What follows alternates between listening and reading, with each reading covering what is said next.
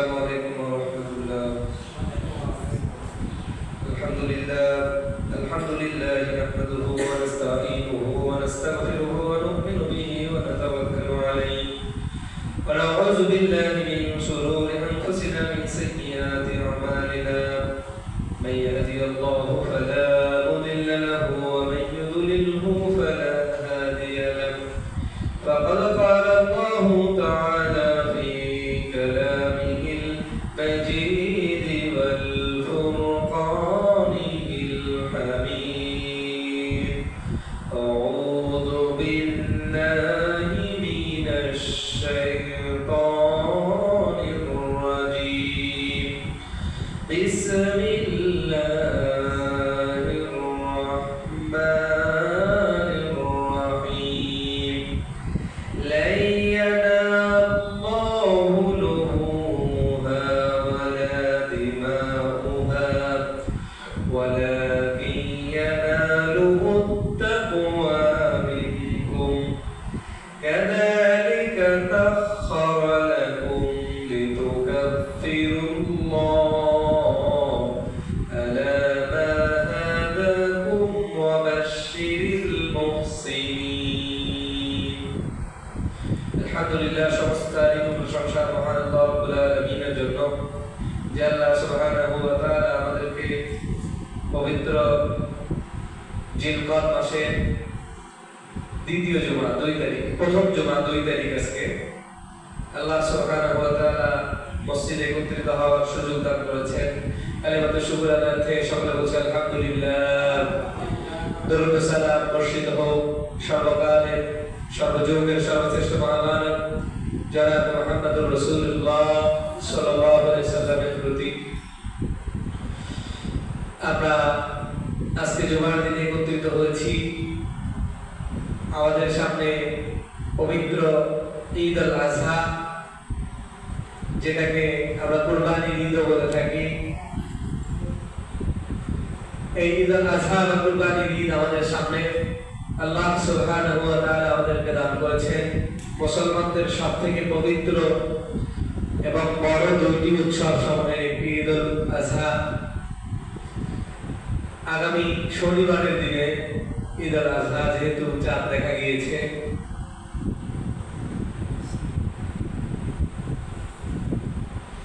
চাঁদ দেখা সাপেক্ষে ঈদ উল ফিতরটা আমরা করি, যেহেতু ওটা চাঁদের শাওয়ালের প্রথম দিন ঈদ উল ফিতর হয়, একদিন আগে আমরা জানতে পারি। আর ঈদ উল আজহা যেহেতু জিলকদ মাসের 10 তারিখে হয়, এই জন্য আমরা 10 দিন আগে থেকে জানতে পারি। যেহেতু চাঁদ উঠে গিয়েছে, শনিবারের দিন ঈদ হওয়ার শনিবারের দিন ঈদ হচ্ছে।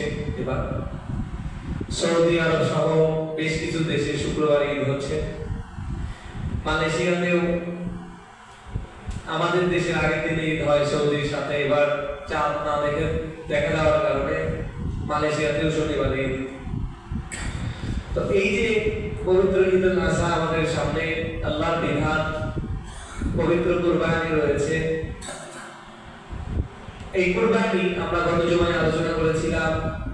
সাইয়েদনা ইব্রাহিম আলাইহিস সালাম এবং ইসমাঈল আলাইহিস সালাম তার নিজের পুত্রকে, ইব্রাহিম আলাইহিস সালাম তার নিজের পুত্রকে কিভাবে কুরবানি করতে গিয়েছিলেন আল্লাহ রাব্বুল আলামিনের নির্দেশে। সর্বশেষ আল্লাহ রাব্বুল আলামিন সাইয়েদনা ইব্রাহিম আলাইহিস সালাম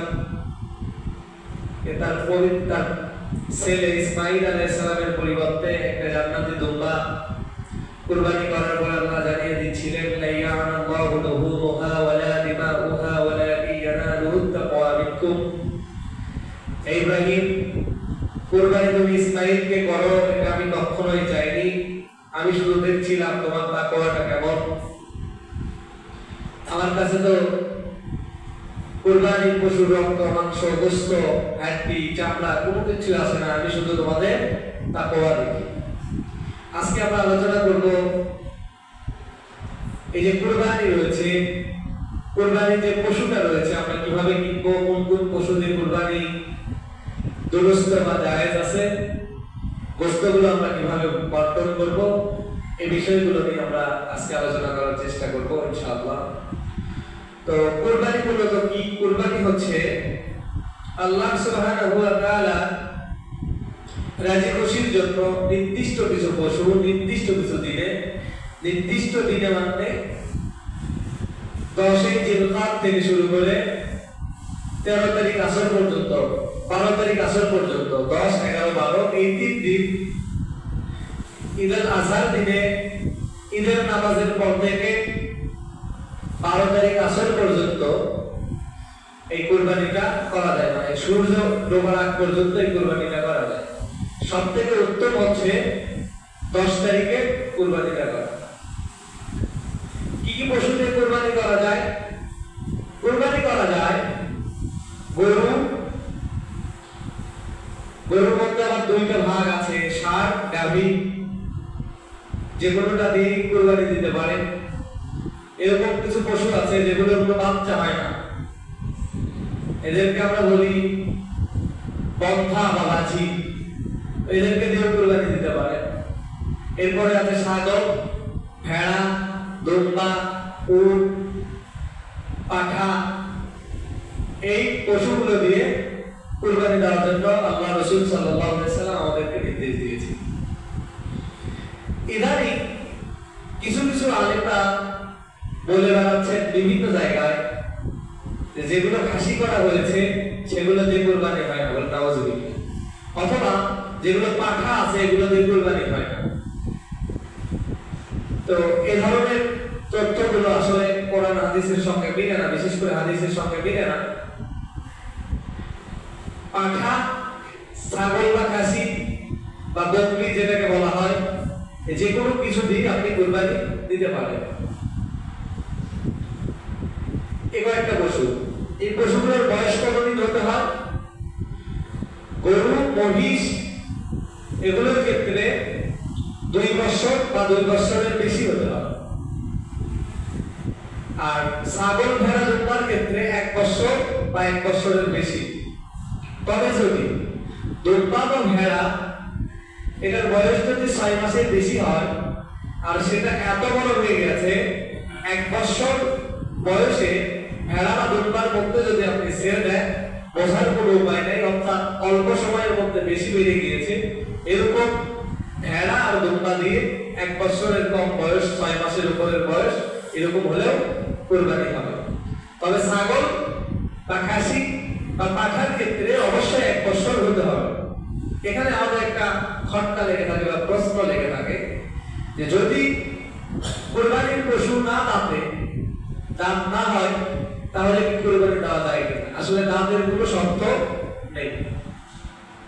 2 বছর হলেই আপনি গরু বা মহিষ কুরবানি করতে পারবেন, 1 বছর হলেই ছাগল কুরবানি করতে পারবেন।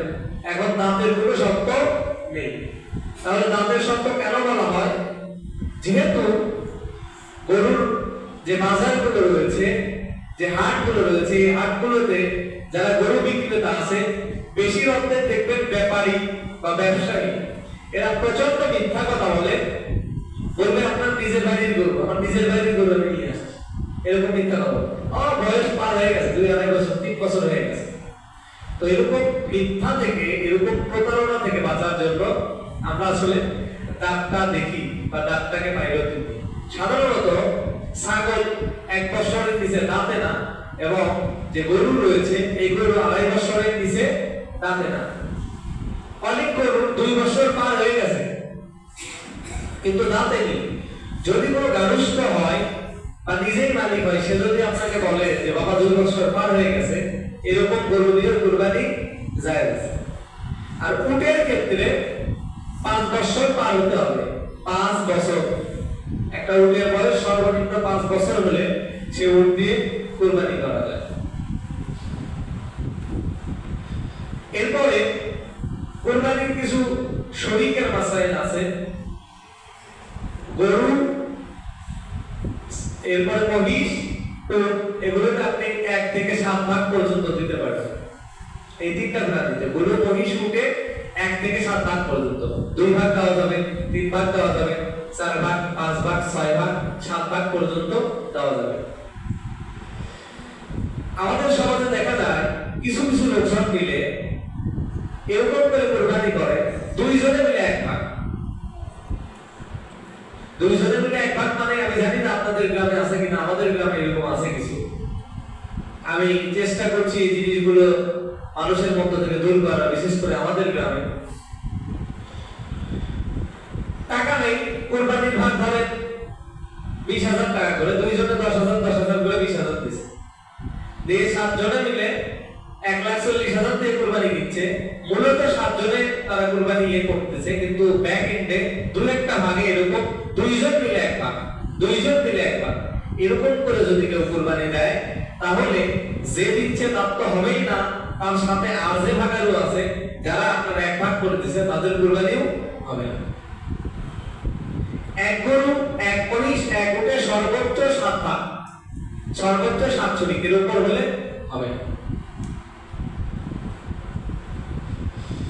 এরপরে দেখা যাচ্ছে দুম্বাতে অনেক কষ্ট। বাংলাদেশে এবার কিছু দুম্বা এসেছে, দেখলাম 1,20,000। দুম্বার দাম যত বেশি হোক না কেন, 1,20,000 বা 1.5 লাখ যত বেশি হোক না কেন, এখানে একজনের বেশি 2 জন কোরবানি দেওয়া যাবে না। আর গরু যত ছোটই হোক না কেন, 2 বছর বয়স হয়ে গেলে সেই গরুতে 7 জন ভাগ দেওয়া যাবে। কি কি পশু দ্বারা কোরবানি দেওয়া বৈধ নয়? এমন পশু যেই পশুর শিং ভেঙে গেছে, গোড়া থেকে শিং ভেঙে গেছে, এরকম পশু কোরবানি দেওয়া জায়েজ নেই। কিছু পশু, যে পশু এমন দুর্বল, হাড্ডি ছাড়া কিছু গরু আছে না, একবারে হাড্ডি, গায়ে কিচ্ছু নেই, শুকে গেছে একবারে, এরকম পশু দিয়ে কোরবানি জায়েজ নেই। কোন পশুর খুঁত আছে, কাটা আছে, কতটুকু? গরুর একটা লেজ যতটুকু, তার 3 ভাগের 1 ভাগ পরিমাণ কাটা যদি থাকে, তাহলে সেটা জায়েজ আছে। কিন্তু তার থেকে বেশি যদি হয়, একটা গরুর লেজ যত বড়, এই লেজের 3 ভাগের 1 ভাগ যা, এর থেকে যদি কম অংশ কাটা থাকে, তাহলে সেটাতে কুরবানি দেওয়া যাবে। কিন্তু তার যদি বেশি থাকে, 3 ভাগের 1 ভাগের যদি বেশি কাটা থাকে, তাহলে সেই গরু দ্বারা, সেই ছাগল দ্বারা, সেই দুম্বা দ্বারা, সেই উট দ্বারা কুরবানি বৈধ হয়। যদি কোনো পশু চোখে দেখে না, একটা চোখ পরিপূর্ণভাবে অন্ধ অথবা 2টা চোখ অন্ধ, এরকম পশু দ্বারা কুরবানি হয় না। আবার বলতে হবে না, এই পশুগুলো কিন্তু জবাই করে গোশত খাওয়া যায়, কিন্তু এটা দ্বারা কুরবানি হয় না। এমন দুর্বল পশু, যে পশু অসুস্থতার কারণে হাঁটতে পারে না, কোনোভাবে উঠতে পারে না, এরকম দুর্বল পশু দ্বারা কুরবানি হয় না। কুরবানির হাটে কোনো পশু যদি ভালো পশু নিয়ে গিয়েছে, হঠাৎ করে ট্রাকে উঠাতে, পিকআপে উঠাতে, অথবা ভটভটিতে উঠাতে, অথবা নামাতে পশুর পা ভেঙে গেছে একবারে, ওই পশু দ্বারা কুরবানি হবে না। এমনি যদি আঘাত প্রাপ্ত হয়, একটু ছিলে যায়, তাহলে সেটা দ্বারা কোনো সমস্যা নেই। এরপরে আসেন কুরবানির গোশতগুলো কয় ভাগ করবে। সূরাতুল হাজের 17 নম্বর আয়াতে আল্লাহ সুবহানাহু ওয়া তাআলা বলেছেন, কুরবানির গোশত তোমরা নিজেরা খাও, কুরবানির গোশত তোমাদের আত্মীয় স্বজনকে খাওয়াও, কুরবানির গোশত গরীব দুঃখী অসহায় মানুষদেরকে খাও। এই আয়াতের আলোকে মুফাসসিরিনে কিরামগণ লিখেছেন যে কুরবানির গোশত 3 ভাগ করাই উত্তম। 1 ভাগ নিজের জন্য, 1 ভাগ আত্মীয় স্বজনের জন্য, 1 ভাগ গরীব মিসকিনের জন্য। তবে এই ভাগটা যদি কেউ একটু কম বেশি করে, নিজের জন্য যদি একটু বেশি রাখে, গরীব দুঃখী বা আত্মীয় স্বজনকে যদি একটু কম দেয়, অথবা নিজের জন্য কম রাখে, আত্মীয় স্বজন গরীব দুঃখীদেরকে বেশি করে দেয়, কোনো সমস্যা নাই। এই ভাগ আপনি হাত দিয়েও করতে পারেন, নিজে নিয়ে এসে।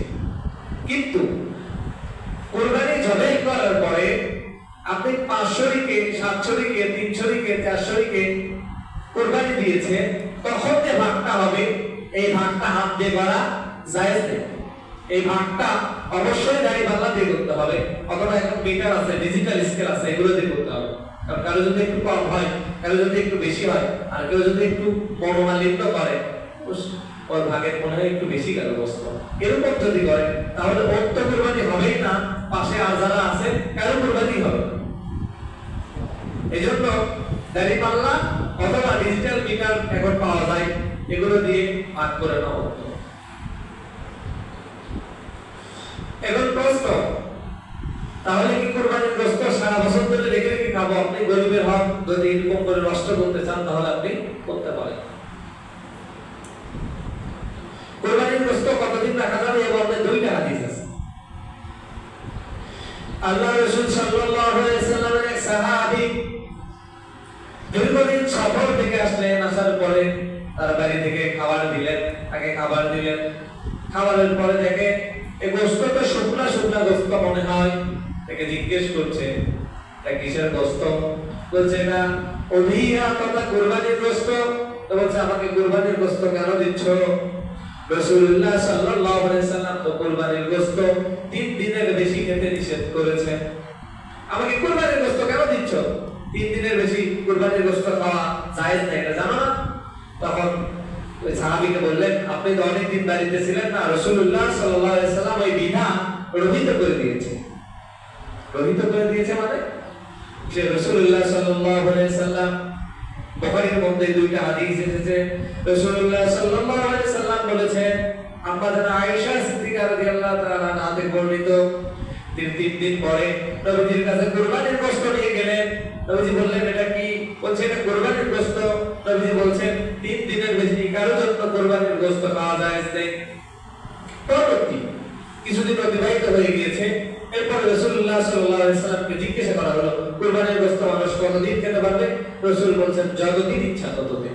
তাহলে প্রশ্ন, দুইটাই বুখারীর হাদিস, একটাতে 3 দিন কেন বললো, আর একটাতে যতদিন ইচ্ছা ততদিনের অবকাশ নেওয়া দিল। কথা হলো যে বছর রাসূলুল্লাহ 3 দিনের বেশি গোশত খেতে নিষেধ করেছিলেন, ওই বছরটা ছিল মদিনাতে দুর্ভিক্ষের বছর।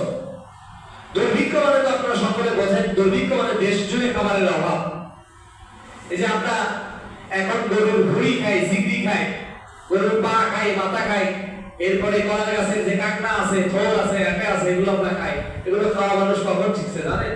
এগুলো খাওয়া শিখছে যখন স্বাধীনতার পর যখন দুর্ভিক্ষ হয়েছিল, এই সময় মানুষ এই খাবারগুলো আস্তে আস্তে খাওয়া শিখছে, যেগুলো খাওয়া যায় কিনা। আমি শুনেছি যে সেই সময় নাকি মানুষ ড্রেন থেকে, পুকুর থেকে, বিভিন্ন জায়গা থেকে পানি নিয়ে খেয়েছি দুর্ভিক্ষের সময়। তখন আসলে খাবারের অভাব থাকে। তো মদিনাতে এরকম দুর্ভিক্ষ দেখা দিয়েছিল, তখন রাসূলুল্লাহ বললেন সেই সময় কুরবানির সময় যে কোনো মানুষের উচিত নয় 3 দিনের বেশি কুরবানির গোশত খাওয়া। দ্বিতীয় হাদিসে নবীজি আবার এটা রহিত করে দিয়েছেন, যখন অবস্থা স্বাভাবিক হয়ে গেছে তখন বলছে যতদিন ইচ্ছা ততদিন খেতে হবে। তবে খাওয়ার থেকে দেওয়াই উত্তম, সদকা করে দেওয়াই উত্তম।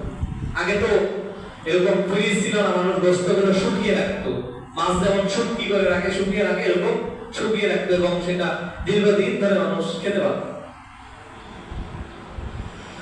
তাহলে সবথেকে উত্তম হচ্ছে কুরবানির গোশত 3 ভাগ করা। আমাদের সমাজে একটা প্রচলিত ভুল কথা আছে যে 3 ভাগ, 1 ভাগ নিজে, 1 ভাগ স্বামীর, আর 1 ভাগ আত্মীয় স্বজনের। এই সাম এটা যে কই থেকে আসছে আমি নিজেও জানি। অথচ কোরআনুল কারীমের সূরাতুল হাজে আল্লাহ রাব্বুল আলামিন বলেছেন তোমরা কুরবানির গোশত নিজে খাও, আত্মীয় স্বজনকে খাও, গরীব মিসকিনদেরকে খাও।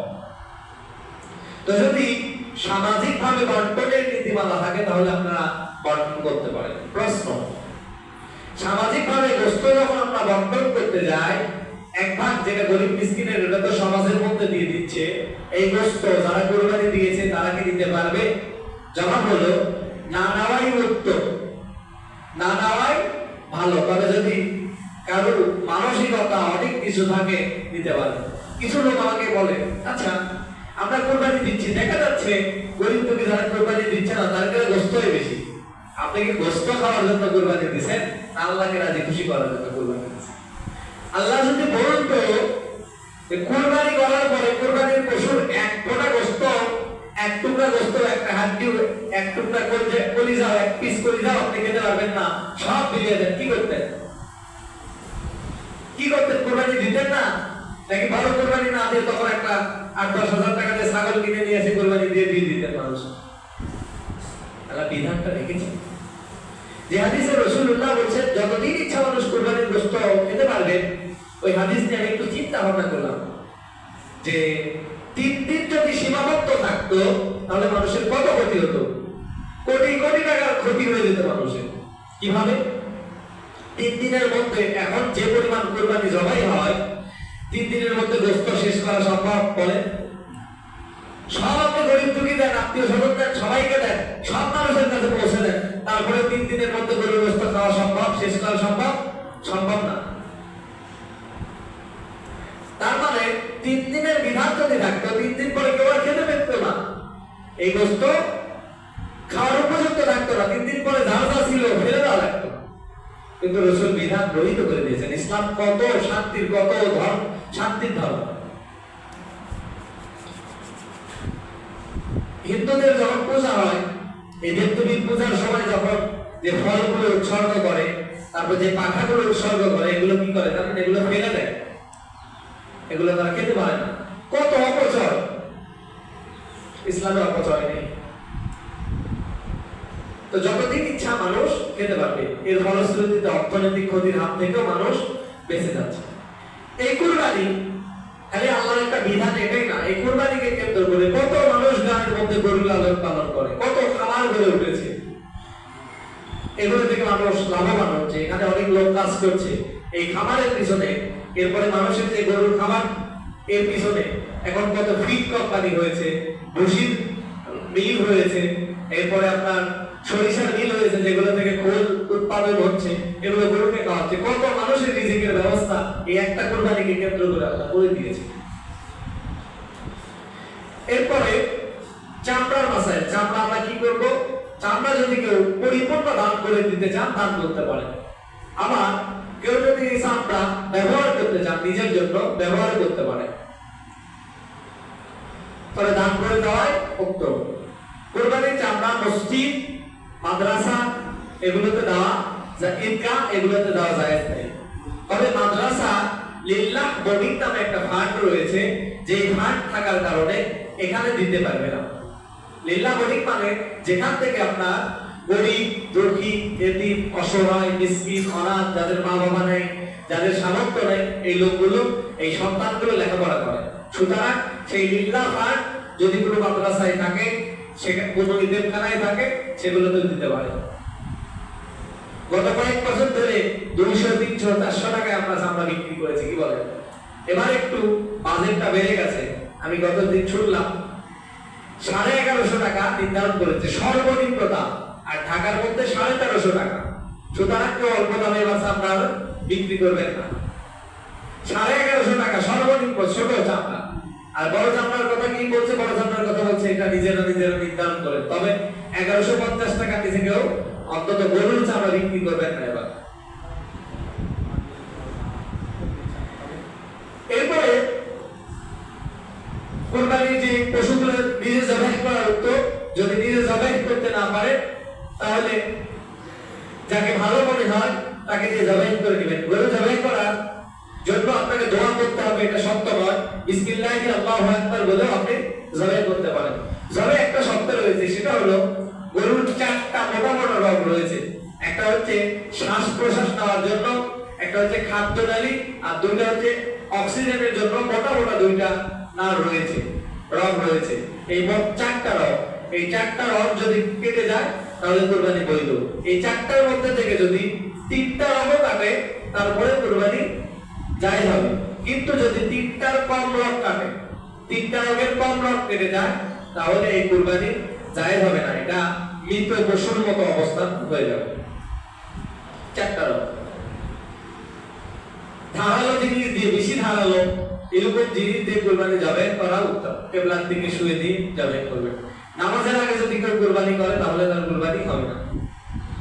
এক ব্যক্তি রাসূলুল্লাহ সাল্লাল্লাহু আলাইহি সাল্লামের কাছে যে জিজ্ঞেস করলেন, ইয়া রাসূলুল্লাহ, আমি নামাজের পূর্বে কুরবানি করেছি, নামাজের পূর্বে জবাই করেছি, কি হবে? নবীজি বললেন, নামাজের পূর্বে কুরবানি করলে সেটা জায়েজ হবে না, কুরবানি জায়েজ হবে না। তো বলছে, তাহলে কি আমি এই পশুর গোশতটা ফেলে দিব? বলছে, না, ওটা তুমি খেতে পারবা, কিন্তু তুমি এখন যে আবার আরেকটা কুরবানি করো, নামাজ থেকে যে আরেকটা কুরবানি। এরপরে কুরবানির যে পশুগুলো নিয়ে আসবেন, নিয়ে আসার পরে দেখা যায় যখন ভাগের কুরবানি হয় তখন ও খাওয়া 2-3 দিন যে আগে কিনা হয়, এ খাওয়া ও খাওয়া এরকম না করে যে কয়জন ভাগ দিয়ে গিয়েছেন সবাই মিলে তার যা খরচ হয় ওই একটা বাজার করে নিয়ে এসে সবাই সবার ভাগের মধ্যে এটা ফেলে দিয়ে দিই। ধরেন 700 টাকা দিয়ে গরুর খাবার কিনলেন, 7 ভাগ 100 করে ফেলে দিলেন সবার উপর। কোরবানির গোশত যদি কেউ বেশি নেয় আর কেউ যদি কম নেয়, এটার কারণে যদি কেউ মনক্ষুণ্ণ হয় ভাগের মধ্যে থেকে, তাহলে কিন্তু কোরবানি হবে না। এজন্য সমান করে, যেটা আগেই বলেছিলাম, দাঁড়িপাল্লা অথবা ডিজিটাল স্কেল দিয়ে আপনারা মিটার দিয়ে মেপে মেপে ভাগগুলো করে দিবেন। প্রশ্ন, মৃত ব্যক্তির পক্ষ থেকে কুরবানি দেওয়া জায়েজ? হ্যাঁ, মৃত ব্যক্তির পক্ষ থেকে আপনি কুরবানি দিতে পারবেন। সেই গোশতের বিধান হচ্ছে সব গোশত আপনি খেতে পারবেন। তবে যদি কেউ আপনাকে ওসিয়ত করে যায়, ধরেন আপনার বাবা অসুস্থ ছিল, দাদা অসুস্থ ছিল, যাওয়ার আগে ওসিয়ত করে গিয়েছে, আমি মরে যাওয়ার পরে একটা কুরবানি আমার নামে দিস। যদি এরকম ওসিয়ত করা কুরবানি হয়, তাহলে ওই কুরবানি কিছু বলবেন। যদি ওসিয়ত করা কুরবানি হয়, তাহলে ওই কুরবানির গোশত আপনি আর খেতে পারবেন না। কোনো বড় লোক যারা আছে, যাদের সামর্থ্য আছে, তাদেরকেও আপনি দিতে পারবেন না। এটা পুরোটাই গরিব মিসকিন এতিমখানা অসহায়দেরকে দিতে হবে। আর যদি আপনি এমনি সব করে করেন যে আমার বাবা মারা গেছে, আমার বাবার পক্ষ থেকে আমি একটা ভাগ দিলাম, আমার মা মারা গেছে, আমার মায়ের পক্ষ থেকে আমি একটা ভাগ দিলাম, সেই ভাগ দিতে পারবেন। আপনার কুরবানির ভাগ যেরকম 3 ভাগ করে আপনি খাচ্ছেন, দিচ্ছেন, আত্মীয় স্বজনকে, গরিব দুঃখীকে দিচ্ছেন, ওই কুরবানি ওই রকম করে করতে পারবেন। আপনি নিজের সওয়াব পাবেন, আপনার পিতা, আপনার মাতাও এরকম করে সওয়াব পাবেন। অনেকে বলে, হুজুর সওয়াব রেসানি করার, মৃত মানুষদেরকে সওয়াব রেসানি করার সবথেকে ভালো উপায় কি? মৃত মানুষের কাছে সওয়াব রেসানি করার সবথেকে ভালো উপায় তার পক্ষ থেকে একটা কুরবানি দিয়ে দাও। কুরবানির পরিপূর্ণ সওয়াব সে পাবে। কুরবানির কি পরিমাণ সওয়াব? লিকুল্লি শাহরাতিন মিনাল হাসানাতি মিনাস সুফ। প্রত্যেকটা ফসলের বিনিময়ে আল্লাহ একটি করে নেকি দেবেন। সুবহানাল্লাহ। একটা পশুর শরীরে কত হাজার, কত লক্ষ, কত কোটি পশম আছে, চিন্তা করতে হবে। এই পরিমাণ সওয়াব আল্লাহ দিয়ে দেন। এখন যারা কুরবানি করেননি, কুরবানি গুলো কিনবেন। কুরবানির ক্ষেত্রে একটা হাদিস পাওয়া যায়, দুর্বল পর্যায়ের একটা হাদিস পাওয়া যায় যে কালো গরু থেকে লাল গরু, সাদা গরু বা পাকড়া গরু উত্তম। কেমন উত্তম? 2টা কালো গরু কুরবানি করলে যা সওয়াব হয়, একটা লাল গরু অথবা একটা সাদা গরু অথবা একটা পাকড়া গরু, এই টাইপের গরু কুরবানি করলে, 2টা গরু কালো গরু কুরবানি করলে যে সওয়াব, এই টাইপের একটা গরু কুরবানি করলে তার থেকে বেশি সওয়াব হবে। সুবহানাল্লাহ। এজন্য একটু দেখে শুনে কুরবানিগুলো কিনবেন। যখন ভাগাড়ু নিয়ে কুরবানি কিনবেন, ভাগাড়ু নিয়ে কুরবানি কিনতে যাবেন, তখন সবগুলো ভাগাড়ু যাওয়ার চেষ্টা করবেন, সবাই মিলে মিশে কুরবানি করার চেষ্টা করবেন। কুরবানি কাদের জন্য ওয়াজিব? 10 জিলহজ ফজর থেকে, অর্থাৎ কুরবানির দিনে ফজর থেকে 12 জিলহজ আসর পর্যন্ত যদি কারো কাছে 52.5 তোলা পরিমাণ রূপা থাকে, মোটামুটি 1,40,000 টাকার মতো, এরকম টাকা যদি কারো কাছে থাকে, তাহলে তার জন্য কুরবানি ওয়াজিব হয়ে যায়। আমি দেখলাম রূপার গ্রাম গতকালকে বাংলাদেশ জুয়েলারি অ্যাসোসিয়েশনের ওয়েবসাইটে, ওখানে দিছে 2,700 বা 800 টাকা এরকম করে দিয়ে রাখছে। বিভিন্ন সনাতন পদ্ধতি আছে, এরপরে 22 ক্যারেট আছে, 21 ক্যারেট আছে, 19 ক্যারেট আছে, সোনা এবং রূপা, এগুলো দিয়ে আমি দেখলাম মোটামুটি 1,40,000 টাকা যদি কারো থাকে, তার জন্য কুরবানি ওয়াজিব হয়ে যায়। যদি কোনো ব্যক্তি কুরবানি দিতে না পারে, তাহলে সে কি করবে? এই 3 দিনের মধ্যে, এই 3 দিনের মধ্যে যদি কোনো ব্যক্তি কুরবানি না দিতে পারে, তাহলে তার জন্য কুরবানি দেওয়া ওয়াজিব। তবে সে যখন এই 3 দিনের পরে যে কোনো সময় একটা কুরবানি জবাই করবে, তখন আর সে গোশত আর খেতে পারবে না। ওই গোশত পরিপূর্ণটা সদকা করে দিতে হবে। কোনো আপনার ধনী লোক, কোনো ধনী আত্মীয় স্বজন, তাদেরকেও দিতে পারবে না। সব গরিব দুঃখী বা এতিম মিসকিন সব সদকা করে দিতে হবে। খাওয়ার আর কোনো অবকাশ নেই। এই 3 দিনের মধ্যে যদি দেন, তাহলে আপনি খেতে পারবেন। আরেকটা কাজ করতে হয় এই দিনগুলোতে, 9 জিলহজ ফজর থেকে 13 জিলহজ আসর পর্যন্ত 23 ওয়াক্ত নামাজে তাকবীর করতে হয়। আল্লাহু আকবার, আল্লাহু আকবার, লা ইলাহা ইল্লাল্লাহ, আল্লাহু আকবার, আল্লাহু আকবার, লিল্লাহিল হামদ। এই তাকবীর পুরুষ এবং মহিলা প্রত্যেকের করতে হয়। আপনি যদি জামাতে নামাজ পড়েন তো পড়লেনই, যদি জামাতের বাইরে যে নামাজ পড়েন, কোনো ওয়াক্ত যদি আপনার কাজা হয়ে যায়, তখন আপনি নামাজ পড়বেন, পড়ার সাথে সাথে এই তাকবীরটাও পড়বেন। মহিলাদেরকে বলে দিবেন এই তাকবীরটা পড়ার জন্য, এই তাকবীরটা পড়া কিন্তু ওয়াজিব। যারা রোজা রাখছেন, আজকে দিয়ে 2 দিন হচ্ছে। যারা রোজা রাখছেন তারা তো আলহামদুলিল্লাহ, যারা রোজা রাখেননি অন্তত আরাফার দিনের রোজা, আরাফার দিনের রোজা কুরবানির আগের দিন, এই দিনটা রোজা রাখা, এটা পূর্ববর্তী এবং পরবর্তী 1 বছরের গুনাহ মাফের ঘোষণা এসেছে হাদিসে। এজন্য এদিন রোজা রাখার চেষ্টা করবেন। আরাফার দিন এদিন আপনারা রোজা রাখার চেষ্টা করবেন। কুরবানির দিনে না খেয়ে ঈদগাহে যাওয়া উত্তম, আর ঈদ উল ফিতরের দিনে খেয়ে ঈদগাহে যাওয়া উত্তম। সবথেকে মুস্তাহাব আমল হচ্ছে কুরবানি জবাই করার পরে ওই জবাইকৃত গোশত দিয়ে খাওয়া, এটা মুস্তাহাব আমল। যদি কেউ চান যে না আমি আগে খেয়ে দিব, সে খেয়ে নিতে পারে, তবে ওটা উত্তম। কুরবানির গোশত, কুরবানির যে চামড়া বিক্রি করা, আমরা জবাই করার পরে দেখি আগেই চামড়া বিক্রি করি, তো এরকম না করা, চামড়াটা খোলার পরে, পরিপূর্ণ খোলার পরে বিক্রি করা। এরপরে জবাই করার পরে অনেক সময় দেখা যায় যে গরু এখনো পরিপূর্ণভাবে জীবন বের হয়ে যায়নি, তার আগে পায়ের রগগুলো কেটে দেওয়া, চামড়াগুলো ছিলা, এটা আসলে মাকরুহ পর্যায়ে পড়ে।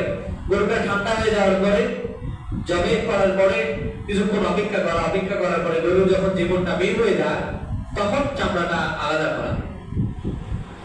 এরপরে দেখা যায় যে গরুর যে দড়ি থাকে, যদিও বা এগুলো খুব বেশি দামি না, অল্প কিছু দামি, এটা ব্যবহার না করাই ভালো। এটা গরিব দুঃখীদেরকে দিয়ে দেওয়া, যদি কেউ না দেয়, না নিতে চায়, তাহলে আপনি এগুলো নিজের কাজে ব্যবহার না করাই সব থেকে ভালো।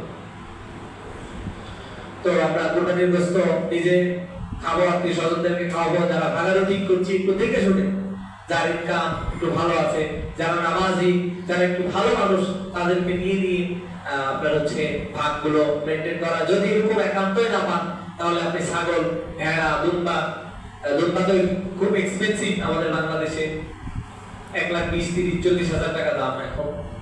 তো ছাগল বা এরকম কিছু আপনি কুরবানি করতে পারেন।